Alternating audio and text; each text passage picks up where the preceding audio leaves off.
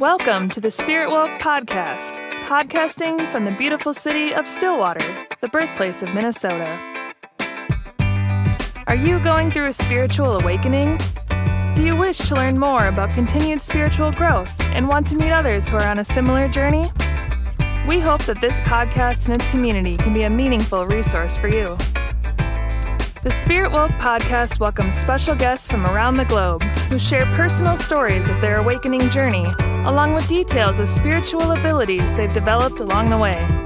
So buckle up and get ready for this exciting episode. And now, here's your host, Adam Dins. Friends, welcome back to the SpiritWoke podcast. Today, we are so fortunate to have with us Jennifer Pulcini. She's joining us to talk to help us understand more about the afterlife. But before we dive into tonight's subject, let me tell you a little bit about Jennifer. Jennifer is a clairvoyant and clairaudient psychic medium, which means she sees visions in her mind's eye and has a photographic memory. Since childhood, Jennifer has been able to see and hear spirits and angels while communicating with the other side. Jennifer also holds a certification in aromatherapy, holy fire Reiki, and chakra balancing. Her passion is instantly seeing blockages that we may have obtained from this life or past life trauma that still needs clearing. Her goals are to help guide others into the right direction for themselves and their own personal journeys, whether that is through a private session or in the classroom. Jennifer's angels guided her to the Way Showers College, where she attends spiritual classes. She has also obtained a certification in ministry and spirituality. She believes in the power of prayer and knows that she was divinely guided to activate her spiritual gifts on a much deeper level. Jennifer, welcome back to the SpiritWoke podcast. Hi, thank you for having me. Well, it is a pleasure to have you here. I've been really looking forward to this episode and having a discussion with you about the afterlife. So I think we're going to have a really fun chat today. And for those listening in, of course, I don't know who else I'd be talking to besides those who are listening in, but I met Jennifer on Instagram, and in sort of just exploring the spiritual community there, I came across Jennifer, and I was immediately drawn to her light. You know, whether it's her videos, and you can follow her on Instagram at Spiritual Educator, so go look her up. Her posts, her videos are all just light, and I've learned so much from her, and she's the real deal. And so when I asked her to join the podcast, I was thrilled when she said yes. So we're gonna have a good time today. So Oh, thanks, Adam. That's so sweet. Thank you. Hey, I'm only here to tell the truth. Here to tell the truth. Here to tell the truth. Here to tell the truth. Here to tell the truth. Here to tell the truth. So, Jennifer, let's get started. Would you mind telling our listeners a little bit about your spiritual awakening experience, maybe what sparked it and what the journey's been like for you so far? Okay. Yeah. Spiritual awakening experience. Well, I'm always having some sort of spiritual awakening. But the major shift, I would say, happened in 2012. I later found out that in 2012, so did a lot of people. We all had an awakening, and the planets were aligned in 2012. I was curious. I was searching. I felt like there was more to this world. I was like, there's got to be more to this. I feel like something's missing. I always felt like something was missing. So a friend of mine asked me to go get Reiki. And I had no idea what Reiki was, but I'm the type of person that will try almost anything just to have an experience. And so I was like, sure. And she's like, you want to get your angel stuff done too? And I'm like, yeah, okay. Because as a little girl, my grandmother took me to psychic ice stores, and I talked a little bit about spirituality, and I researched different religion backgrounds, and I'm open to learning about new things. And we went, and after having my angel cards done and finding out what my gifts were and connecting with my guidance and having Reiki done, that really opened me up. And then everything started shifting from my job, friends, personal life. Just yeah, it just shifted completely. Was it all smooth sailing? No. Can it be? Yeah, it can be a lot easier if you know what's going on and people are talking about it now. But not knowing what's going on, people can go into a deep depression. They feel like something's wrong with them. They commit themselves to rehab. I've had friends that go away to find themselves because they need that time alone. Yeah, that's powerful. So when you say that, you kind of just changed direction in your life, did you get a specific like sign, or was there a specific message that you got, or did you just sort of follow your intuition? A little bit of both. There were people along the way. I feel like they were guides, or there was a spirit guide that was speaking through them. And I actually believe that's happening on a regular basis. I feel like if you really listen, somebody's speaking to you and they have a message for you. It's just if you're listening and you're present in that moment. Yeah, I think you hit the nail on the head with that present, and it's so hard. It's so hard to be present, especially nowadays with our phones. And I've become increasingly aware of how I don't want to use the word addicted, but just how often I go to my phone. And when I'm at work, I have a million windows open on my computer, and I have messages coming in and email coming in, and projects I'm working on. And it's interesting because it's really hard to just leave that behind and say, okay, well, my day's over and now I'm going to go home, but your mind still just kind of bounces all over the place. And so being able to be centered and sort of present is can be really challenging. And that is why I meditate. Meditating and daily either workouts. I do yoga. That is something that stimulates me and moves around my energy. Those two things are very important for me to stay present and in the moment, to have that balance, because I work too. I live in society and work with other people. And that's a lot of energy, and on my phone and the internet, social media. So I also need to balance myself, but it's about doing it and remembering to do it, because I feel like I get lost sometimes too. Yeah. Yeah. And that's such a great reminder, Jennifer. And I know we talk a lot about meditation on the podcast and how important it is. But I think one thing that gets overlooked a lot, and meditation has been a savior for me for sure. But the other thing has been exercise, and it's the mind, body, and soul. And so we have to take care of all three. And finding that exercise that stimulates you mentally and spiritually and physically is an important complement to a meditation practice for sort of learning to be present, or not learning to be present, but just being able to be present. So, well, Jennifer, thank you for sharing that. Now, you've got a variety of different gifts, and one of the gifts or abilities that you have is mediumship. And so, when did you realize you had that ability, and like what was that like first experience like? Like, can you explain it? Is it explainable? I was born with it. Well, I guess you can explain it then. I didn't know what it was. And now I just got downloaded as you were speaking to me. Why and how did that happen? And now I'm like, oh, that's why I like to watch scary movies and stuff that was way out there that normal little kids probably didn't want to watch, and it scared them. It fascinated me, not so much the scary part about the movies, but the zombies and the vampires and all that mystical. And now, and I used to see spirits and ghosts when I was a kid, and then I shut it off because it started to scare me, because the adults around me didn't understand what I was seeing, and it scared them. So if it scared them, that's my learned behavior. Oh no, then I'm scared. They're looking at me like, why is this little girl talking to something? Why is she afraid? What is she seeing? I don't see it. And because I watch TV, as a child, and that's how I learned a lot. I saw what happened to people that said they saw things. So I remember my stepmother taking me to the doctor, and now it's funny, now she refers clients to me.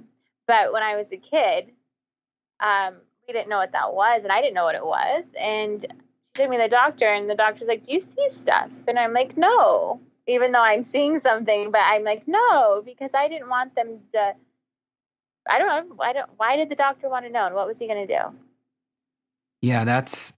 I have to imagine that was, especially as a kid, like because you just don't have that filter yet, and to you, it's. I mean, and it is real, and it's weird because we trust adults to kind of be our reinforcements, and when we have an experience like that, and they're not around, I can't imagine how challenging that could be for someone like you with that ability. Yeah. And then it started happening again, and I started awakening, and I believe that's what happened majorly in the shift in 2012. Before, it would come in and out without control. Like, I didn't control it. It would just happen. I would say things to people or get these downloads, but then it totally shifted, and I couldn't shut it off. So it was either I mastered it or I shoved it under a rug and didn't see it, and then that wouldn't be living my truth. And then I got this download saying, if you don't live your truth, you're going to get sick and die. You have two options. It's either you live your truth or you don't live your truth, and it boils inside of you and builds and creates a sickness of some sort. Oh, wow.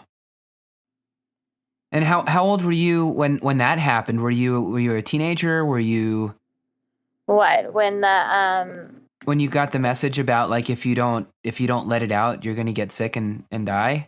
That was downloaded when I was 28 to 30. Like, I was getting messages here and there, and then I wouldn't listen. And I'd be like, okay, well, I still have time.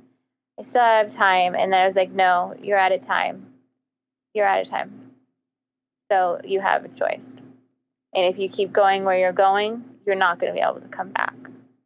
And you're going to get sick. And I actually started getting sick, and I actually started developing back pain symptoms. Doctors couldn't tell me what it was, and they're saying I have an autoimmune disease. That's another thing. There's all these diseases and things that are happening, and people can't help them or cure them. And I believe whatever happens, or however you feel spiritually, affects you physically. Why and how do I know this? Because I've experienced it and I've healed these things. So, not living your truth and your purpose, I believe you will get sick and develop some sort of illness. Wow. Do you feel like, before we come and live this human life, before each roundabout that we come back, we sign a soul contract that essentially is, here's what I'm going to do in this life. Here's how and here's how it's going to help my soul sort of progress, if you will. And do you feel like, based on what you just said, that that's the reason why, like, we signed up to do a specific thing, and if we're not going to do it, it's time to sort of go back and replan and come back again? Or is it something else? Both. I believe that we have a contract, that we have a purpose, and that is why we choose our gifts. That is why our guides that we contract with before we come here, they have already completed and mastered what we came here to do. That's why they're here to guide us, because they have that experience. Also, I feel that any time your physical body or you feel something, there's a reason. So it's like a whisper, like, hey, that's a sign. And if I don't listen to that sign, I'm going to get another sign. And that's why it's like, okay, you see people going down that same direction, it's basically they're circling, right? The pattern. And they keep repeating the same pattern until they learn from it. But what we want to do is learn from it. Don't bury ourselves in it and hollow. Learn from it and grow. That's how we grow. So it's either you can take the high road or what road do you want to take? And if we want that pain and suffering, that disease, the harder, okay, then that's what will be given to you. It's what you put out, you get back. Yeah, so I think the theme you're hitting on is surrender, right? You just surrendering to and being present, because we have to be really present to what the universe is bringing us, and when the universe brings it to us, we've got to surrender to it. Yes, it's actually very simple. It's not hard. Life is it's great. It's whatever you make of it, I believe. Isn't it funny though how like the simplest things are the hardest, and the hardest things can sometimes be the most, feel the most simple? Depends on the person. I mean, I wouldn't even say anything's hard anymore. Just about perspectives and how they were trained or what they were taught. I love that. Yeah. I love your perspective on these things, Jennifer. They totally like force me to look at things in a new way, and I really appreciate that. That's awesome. So Jennifer, let's talk a little bit about. So you had this mediumship ability, and so with that ability, you've worked with a lot of people who have, or who have lost people, who have crossed over to the other side, and in your experience, what have you learned from those who have crossed over about what happens, like when we die? Like what is that process like after the physical body dies and the soul leaves? What's the process? Yeah, is there like a process? Is there like a and I hate to call, and there may not be a singular experience that a soul has, but just I guess the experience that the soul has when it leaves the body. Depends on what happens when they pass. So in biblical writings, they'll say, do good here so you can go to heaven, right? Mm-hmm. Or if you don't, then you'll go to hell or limbo or different states of consciousness. That's what I like to call it, right? So if I were to pass away, and I'm not in a good state of mind, that is where I'm going.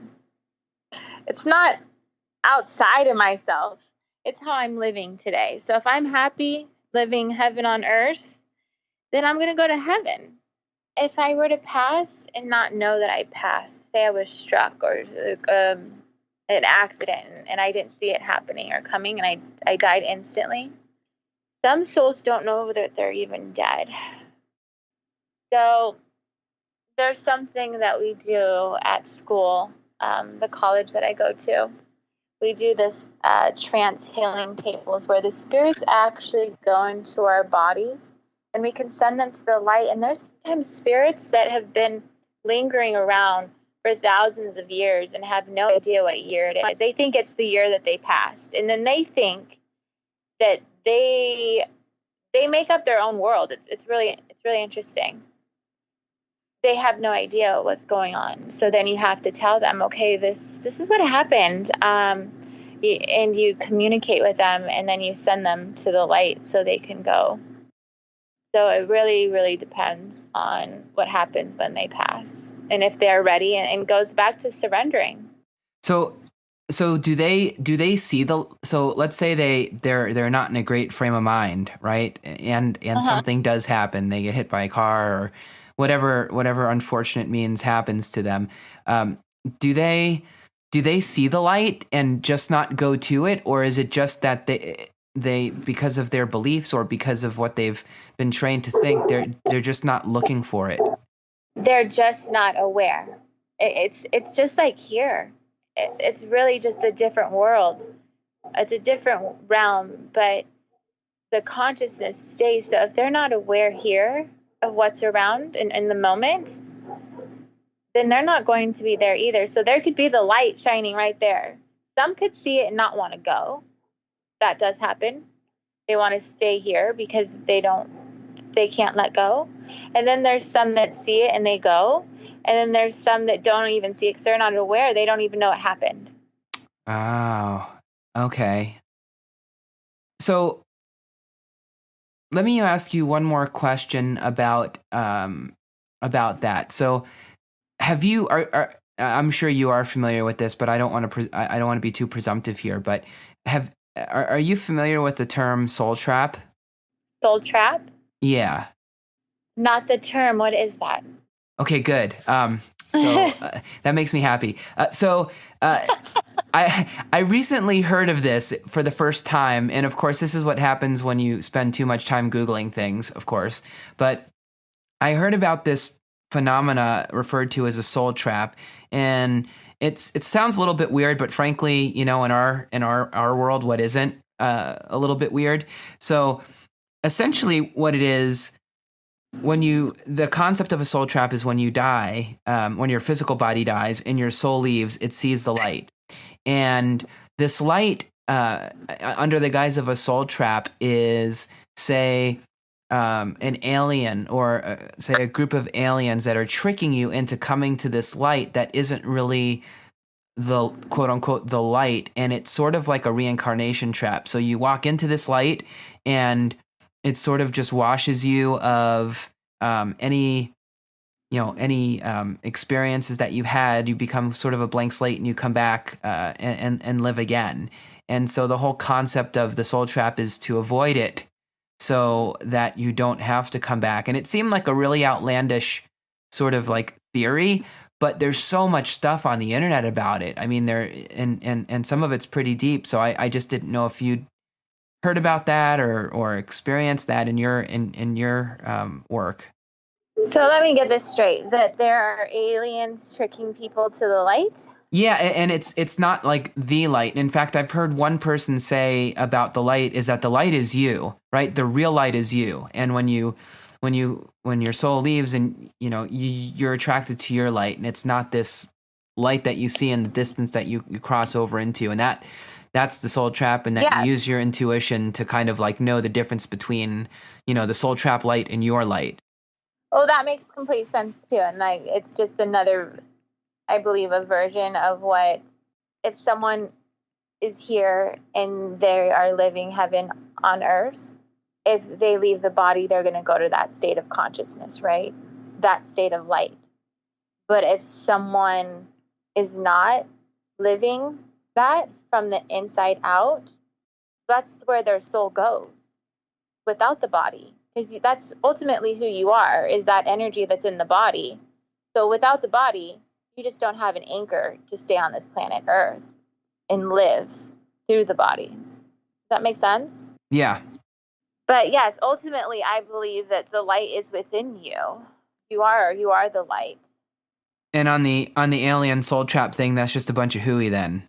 Well, everyone has free will. No one can trap anybody unless you're in that state of mind. I mean, it's all about perspective. Understandable. Yeah, it was just such an interesting concept to me, and I spent some time just, kind of thinking about it, and it just seemed really interesting because, as someone who's never traveled the astral planes or, had any mystical experiences similar to that. I've had mystical experiences, but nothing, sort of in that realm. It was just a really interesting sort of theory to think about in terms of, there being this light that isn't really the light that you're supposed to go to, and it's a trick. And it seemed a little bit like, I don't know, like it didn't sit well with me. Like it just kind of felt a little bit off. Like this doesn't make sense if, from a universe perspective, if we're part of the fabric of the universe, that something like that could happen to us, like a game. That is another state of consciousness, if you want to go into like the Illuminati and control and society and all of that, like that's all outside of yourself, feeding somebody else or something else. Mm. You're feeding into the system and the game, and you're playing someone else's game. Or do you want to play your own game? You have that option, but some people aren't aware. That's when they have the awakening and they say, oh my gosh, what the heck am I doing? This isn't even logical. I'm playing someone's game. And that's what the awakening, I believe, is more about. Awakening of your soul purpose. Yeah. Oh, fascinating. Okay, Jennifer. So we talked a little bit about well, and actually not a little bit. We talked quite a bit of depth of what happens when we die, what that experience is like. And essentially, we sort of control that, right? So like if we're trained to believe in a heaven, in a certain kind of heaven, maybe that's what the initial experience is like. Or if we think we're a bad person and we're going to go to hell, maybe that's our experience. So once our soul gets past that initial experience after the physical death, and we sort of quote unquote cross over, what happens then? Like, what is the afterlife life? Like, if I was listening to this podcast and I'm new to the spiritual awakening, and maybe if you're someone like me who came to awaken because you lost somebody that was really close, and all of a sudden you reconnect with them again after death, whether through a medium or through a dream, where you're like, oh, this person's still alive, and they're wondering, well, I wonder what it's like. I wonder what it's like on the other side. What do souls do? Do you have any insight on that you might be able to share with the audience? So usually the souls will go to, when I see them without going into a different time frame, and I just see them when they cross over and where they're at, they usually go to a time in their life they were the most happiest. That's how I see them at that age. So say if a 60-year-old man passed away and he was very unhealthy and not happy, but then I see him on the other side and he's like 21 and he's in the best shape of his life, and it's when he's just really happy. That's usually how I see them, unless I go into a different time frame. And then I can go into their bodies and kind of tell you like what happened or how they felt, what was going on with them. There's no time. So, and the soul's never in any rush. They're still with you. I can call on a spirit. They're only miles. They're only miles away. Heaven's only miles away. Everything is right here. So they can hear every thought. They can see you. They want to touch you, but they can't touch you anymore because they're not in a body. It just depends on what they liked. I'll see some of them on the beach, some of them over there talking. They're basically them. And they go to those places they loved going. And then some of them decide to be an angel for a family member. Some of them decide to be with them all the time. Some of them don't completely cross over and they stay and they wait for the others to cross over. Some cross over and I can kind of tap into them, and I do, but they're already crossed over into another life and they've been born, rebirthed. So it's all different. Yeah, I'm so happy you mentioned that, because I wanted to touch on that point. So it's actually, well, I have a couple. We'll make it a 2-part question. So let me ask you the first part. So what happens when a person passes, they go to the other side, and then they come back and they're reincarnated, but someone who's still left behind from the previous life wants to connect with them? How does that work in the spiritual realm? Is it because there's no such thing as time that you can sort of like channel the soul before it reincarnated? I can channel into any time. So, and I can also channel into their higher self. So their higher self in their Akashic records has everything. So I can communicate to that. I communicate in, I don't communicate to where they are and what life they're living in a new life. Think of you, right? So you can look at your hand and put your hand in front of you. So there's a soul in this body that's moving this body around, right? But it's connected still to the universe.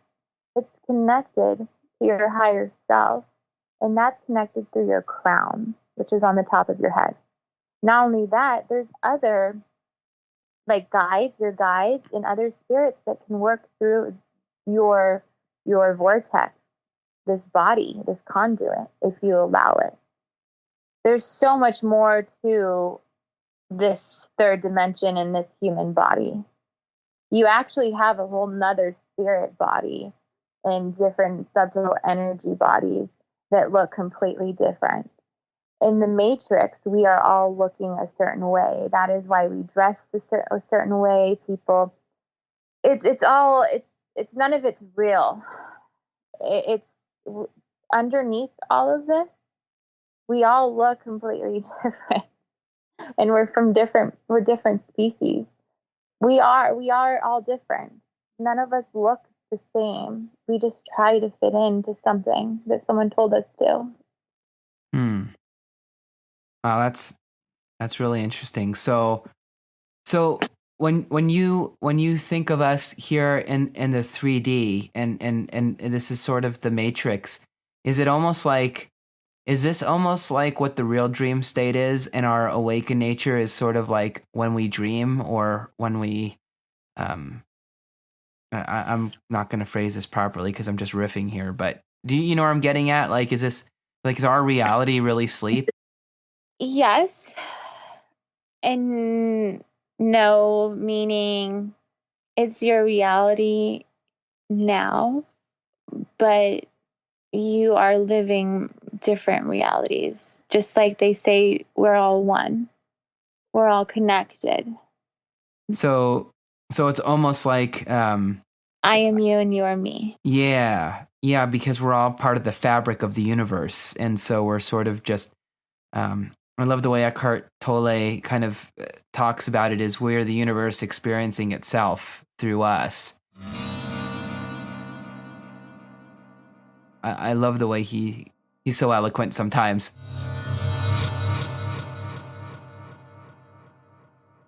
I wanted to get back to, you said, so we cross over and we're kind of doing, if we like the beach, we're hanging at the beach. If we're hikers, we're hiking our favorite rock in Sedona or something, right? We're just kind of doing our thing. So under the guise of reincarnation, and that our souls live, multiple lives, human lives, and have different experiences. And, each human life, we sort of take on, and I may be wrong here, but just a different personality, if you will, that helps us kind of get through whatever, lessons we've signed up to learn in this lifetime. So when we cross, and if I'm wrong, you please correct me, but when we cross over, do we take back on all of the other personalities that we've lived before, or is there sort of like an essence of each individual lifetime that we've lived that exists? We keep everything. So all we take with us is our spirit, our consciousness, and we take that with us into the next lifetime. For instance, me, I was psychic in my previous lifetime. So I brought that stuff in with me.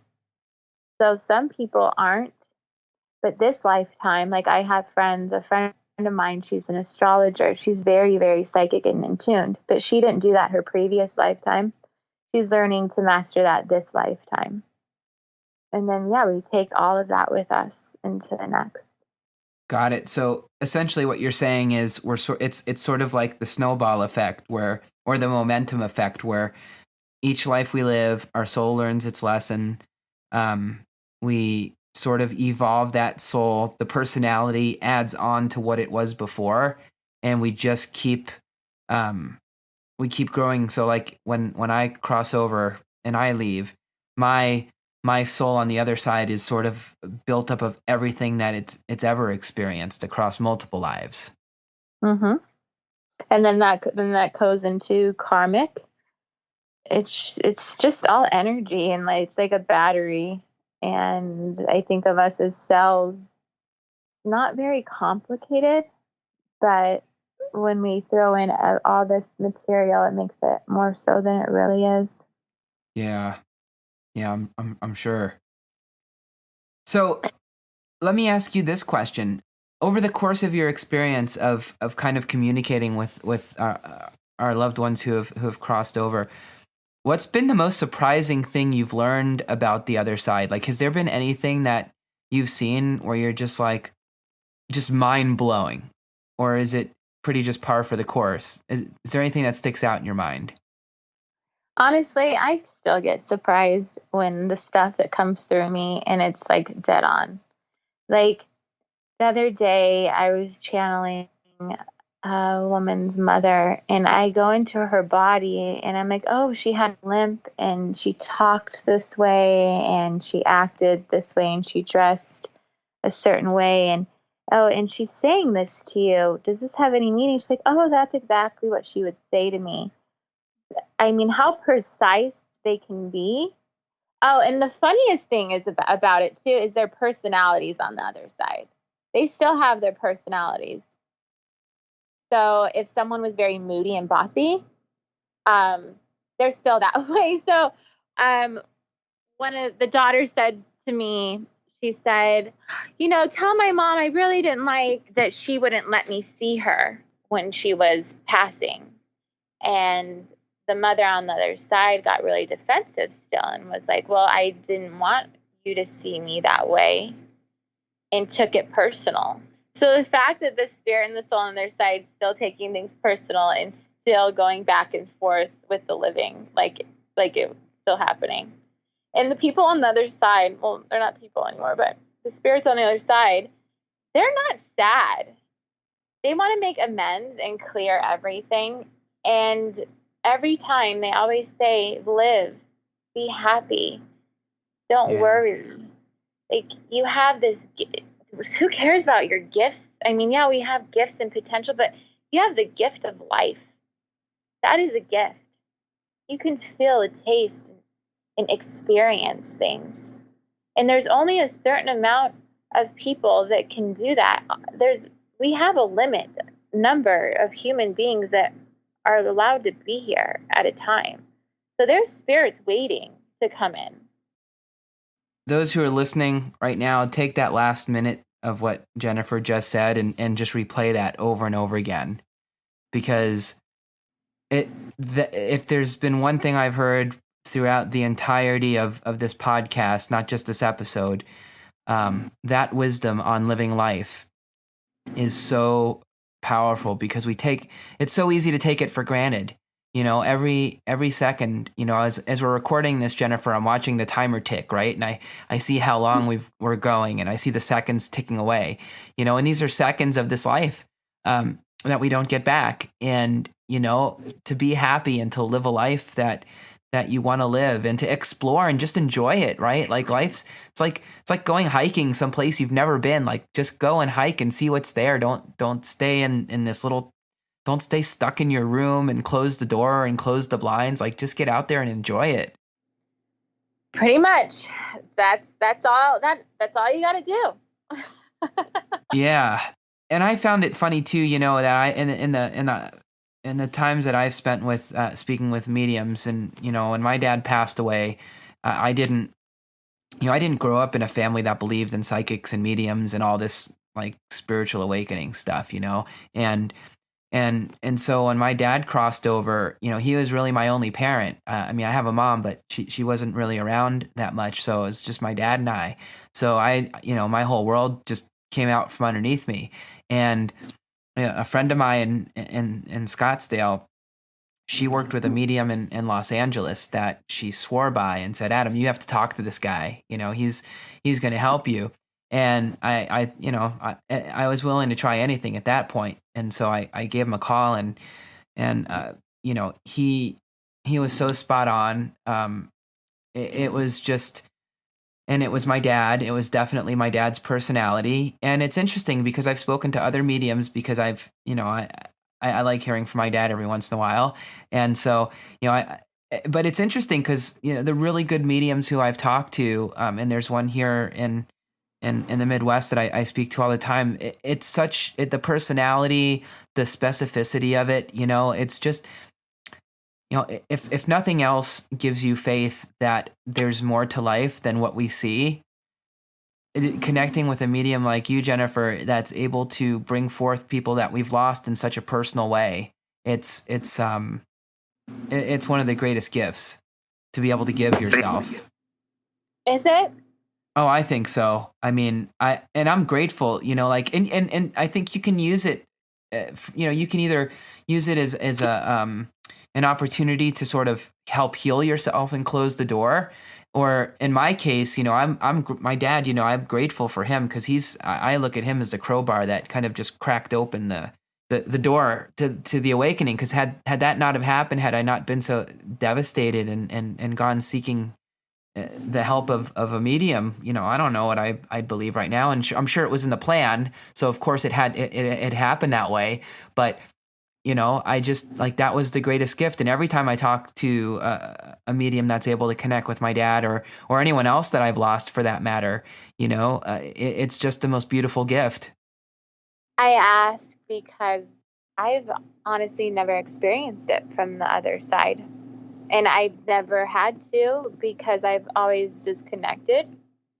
So I hear clients and I see tears, but I can't say I've ever felt it from the other side. So I don't have that experience. It's powerful, the depths of sorrow and pain. For someone who's not able to have that connection that you have, right? Where it's sort of like that person or that pet is just gone. That pain is unlike anything. When something like that happens, every worry, every fear, anything you've sweated in your life up to that point becomes unimportant. And that sorrow becomes all consuming. And there are some people who are able to deal, I think, with that pain better. I had a buddy at my last job, and his mom passed away, and I saw him at I went to the funeral, and after the funeral was over, I went up to him and I'm like, "Hey, how you doing?" And he's smiling. He's, "Oh, I'm great. Thank you for being here." Meanwhile, I'm just a sobbing mess, like I just, to tissues everywhere, just like, don't invite this guy to another funeral, So I was like, wow, he's way more put together than I am. And he's like 20 years younger than me, I'm like, well, what's going on here? But, some of us just feel pain, that loss, incredibly deeply. And so, yes, your gift, the gift that you have is so healing and so palpable for those who, who feel that pain.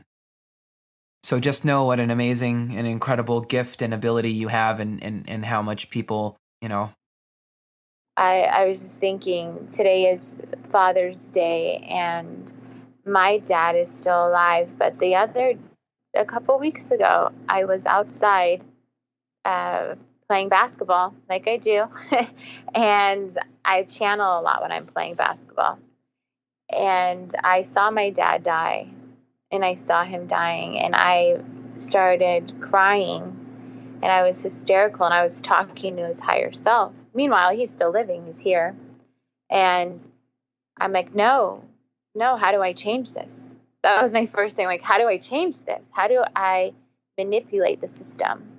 Is there a way, without it being karmic and without me interfering with his free will, because I don't do magic and control or dark or anything like that. But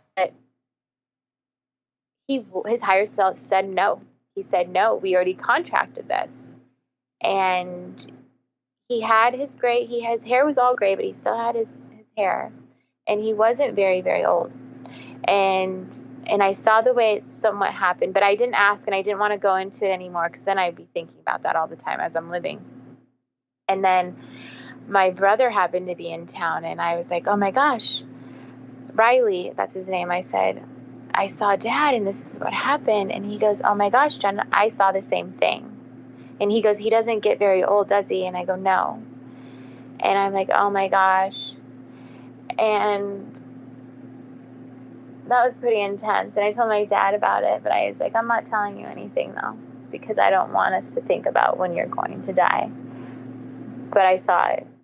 And I felt, but I mean, I can't imagine when that actually does happen, because that's different, right? He's still here, and I get to see him, and touch him. So I should probably give him a hug today and touch people more and hug them a little bit more. Yeah. But yeah, I did see that. I did. And I don't ask for that. That just came in because I don't want to know those things. I'm sure. Yeah, that the side that nobody, the side of mediumship that nobody talks about, right? Or that nobody, or I shouldn't say nobody thinks about, but like people who don't have the ability to think about is just, sometimes ignorance is bliss, and not knowing things is can be valuable too. Yeah. So on that note, he's lucky to have you as his daughter, and you're an amazing person and amazing light, and Jennifer, I thank you so much for your time on the SpiritWoke podcast. Is there anything you'd like to plug? Tell people how they can get a hold of you, where they can find you at. You can find me. My email is jennifer@spiritualeducator.com. You can reach me at Spiritual Educator Instagram. And if you'd like to book a session, I am located in Las Vegas, Nevada. And you can go to SpiritandSpark.com. That's the spiritual center I work out of here in Vegas. And you can book a session with me there. Awesome. Jennifer, thank you so much. Really appreciate your time tonight. It's been an honor. Thank you for having me, Adam. I appreciate it. My pleasure. And hey, call Jennifer, get a hold of her. You need a little Jennifer in your life. And so until next time, friends, take care of yourselves, take care of each other, and be well.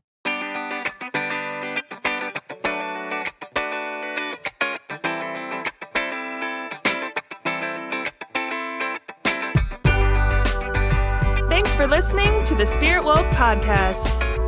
If you've enjoyed this episode, please subscribe and leave us a review on iTunes, Spotify, or wherever you get your podcasts. Be sure to check out our website, spiritwoke.com, and connect with the SpiritWoke community on Facebook, Twitter, and Instagram. Just search SpiritWoke.